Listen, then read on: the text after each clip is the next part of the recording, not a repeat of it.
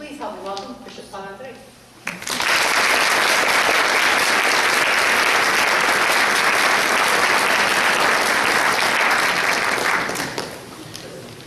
Good evening, everyone.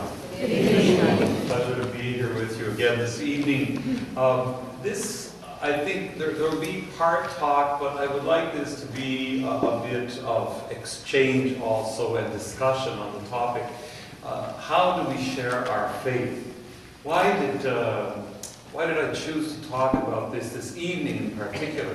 It's because recently one of the evangelical ministers came up to me here in town and said, "Bishop, I just wanted to let you know that we're organizing a mail-in campaign. We're going to mail a little package to all the homes in Cornwall, inviting people to open themselves to the message of Christ, to the message of the good news of the gospel." And I just thought that I'd let you know that in case, you might be interested in just collaborating in a sense. Not getting into their project, but just being aware of it. And so we spoke with the priest, and we thought this is very interesting, because each house in the Cornwall area is going to get a little mail package inviting people to reflect on the Christian faith. And it might provoke some questions, it might provoke some wondering. And your neighbor might say, "Did you get this package? What do you think about it?" Or maybe your brother or your sister, or maybe your child or your grandchild. Maybe somebody at work or somebody at Tim Hortons. Everybody's going to get one, so people are going to talk about this. And the thing is, what are you going to say? What are you going to say? What do we as Catholics say when people come to us and say, "You see this package of news about the gospel," and you just say, "Well, those are the evangelical churches. Maybe you should just throw it out"? Is that what you say? Or do you simply say, kind of, "Well, I don't have much to say. Well, I go to Mass. I'm a good Catholic. I don't like to talk about those things." What we have to realize a bit as Catholics is that we are not used to talking about evangelization. Or if we do, when we think about evangelization, often we think of what missionaries do. They go to evangelize. We have the Sunday, World Mission Sundays, once a year. And in French it's called les dimanches de l'Evangelisation, des missions. So we make an equivalency between evangelization and missionary work in other countries. When I was a child, it was that way. I'm sure it was for you too. I remember there was the Holy Childhood Association when I was a child. In school, they would have, I remember this very, very clearly. There was a kind of a big poster, and there were sailboats on the poster, and there were planes. And if you brought in a dime to give to the Holy Childhood, you got to draw a boat. But if you brought in a quarter, you got to draw a plane. So we'd ask our folks, "Can I bring something to the Holy Childhood?" But what was the point of that? We knew, well, that's to help, the people, our missionaries who are doing work in China and Japan and in Africa, in Asia. That's how we saw it. They were the evangelists. And once in a while we'd get at church some missionary who would come and speak about his experience as a missionary and what that is like. And we found this fascinating. Or we read the stories of the missionaries who came to Canada, the Jesuit martyrs at St. Mary among the Hurons, how they came to teach the native people about Jesus and about the faith. I remember being really touched by the story of one missionary who composed songs so that the native people could learn about the faith by singing songs instead. So I could just imagine him canoeing, in the north and composing songs in his head for the children that he would meet. found that very beautiful. But that's what evangelization was. It's only after the Second Vatican Council that in the Catholic Church we started becoming aware that evangelization, the word is very simple. It comes from Evangelical, which means the good news. That's all it is. It's just, it comes from the Greek, the good news. To evangelize means to let the good news take root around us, to help the good news take root. In our own lives, we need to be evangelized, and to help it happen in other people's lives, we need to evangelize. And in the early 70s, Pope Paul VI wrote a beautiful exhortation, a wonderful letter called Evangelization. I'm getting my endings wrong. Those who are specialists in Latin can correct me. But it means announcing the good news. And in it he says that to evangelize is part of what it means to be Christian, to be the church. It's the essence of the church's mission, is to evangelize. But we didn't realize that really in the past. You know, when I grew up, everybody went to church. There was no need to convince other people to go to church, and we thought that was the point of evangelization, to get them to go to church. So everybody was going, so you don't need to evangelize. Maybe you needed to evangelize the Protestants because we felt they were in the wrong churches.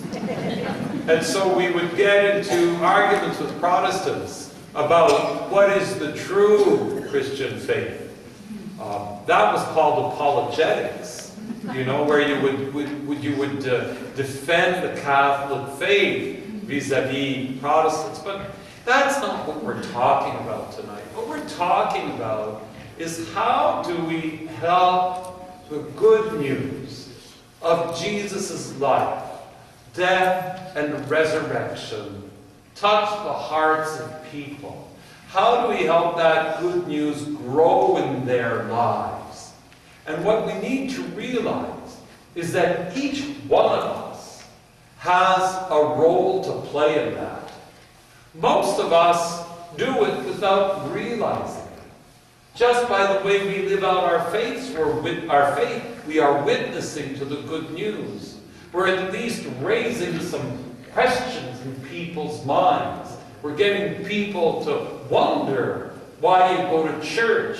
That in itself is evangelizing. The witness of your life. When you choose to do good instead of doing evil. When you choose to reach out to someone rather than to turn away. I remember walking down the street in Toronto last year and going by one of these hundreds of street people that you see in Toronto. And I've kind of gotten used to just walking by, and I was walking with another bishop. And he just stopped, and he put his hand in his pocket, and he pulled out a toonie, and he said, "Here you go, sir." And the guy said, "Thank you very much." And when he gave him the $2, he said, "And I want you to say a prayer for me." And this man looked at him, and he said, "Well, you pray for me." He said, "I certainly shall." And he walked away. Well, that's evangelizing. And not only did he evangelize that man, but he evangelized me. He evangelized me because I was used to just walking by. So I kind of hesitate now to just walk by. I'll look in my pocket and I'll see if I got something. You know, we always need to be evangelized because conversion is an ongoing process.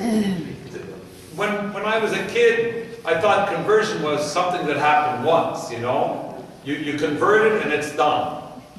And sometimes, I have an aunt who became Catholic to marry my uncle.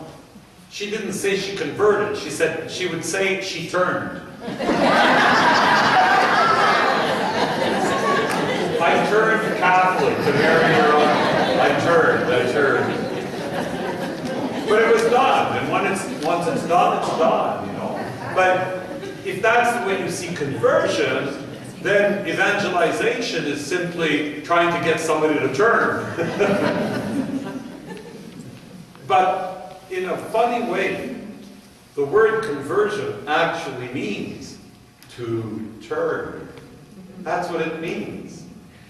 It's our English word for metanoia, the Greek word, which means to turn back.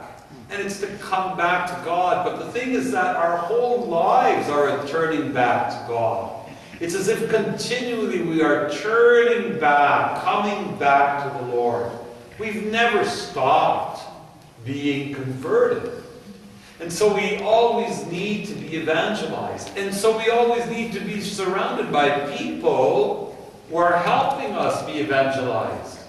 We need to be surrounded by evangelizers. We need to be surrounded by people who aren't scared of helping us grow in our faith. Through their words, through their actions, through their prayer, through their love. That's what it means to be an evangelizer. That's what it means to evangelize. Now, I've pointed out that many of us do it without realizing it. Many of us have done it for our children. We've brought them to church. We've taught them to pray. We've taught them to do good rather than to do evil. We have been evangelizers for our children. We've been evangelizers for others often without realizing it. But in today's world, there's a greater challenge. And the greater challenge is this, that less and less people consider the Christian faith to be important to them in their lives. If the census people come by and they ask, what religion are you? They might say, I'm Catholic. And if the census taker should ask, how does it show? They might have difficulty answering the second question. A lot of people claim to be Catholic, but their Catholicism is one of belonging, but not one of true belonging. You know what I mean? I belong to the Catholic Church, but it's kind of nebulous, it's out there. That's where I'll go to get married if I choose to get married. Eventually, if I die, maybe I'll get a priest to come and ask that a priest come to say a prayer. We don't even bring the bodies to the church anymore. I'll ask the priest to go to the funeral home and say a prayer. And if I have a child, maybe I'll get him baptized. And so the link with the Catholic Church is becoming more and more tenuous in a lot of people's lives. Isn't that true? Isn't that true? And it's true, fortunately, it's true for our own children, right? We look at our children and we say, oh, you know, it breaks our heart to see them not hold so dear what speaks to us and what means so much to us. It's a real struggle. Or our brothers and our sisters. Or our friends. Sometimes it's painful to see a former Catholic who is involved and committed that you know and for some reason or another has kind of lost their enthusiasm. And you wish you could bring them back. To evangelize in those situations means, yes, to pray for them, that's part of evangelizing. To love them, that's part of evangelizing. To give the witness of your own lives, that's part of evangelizing. But it also means sometimes, to talk about your own faith. When the time is appropriate, when the occasion presents itself, to be able to share with someone why your faith is important for you. And that's not something we're used to doing. We're not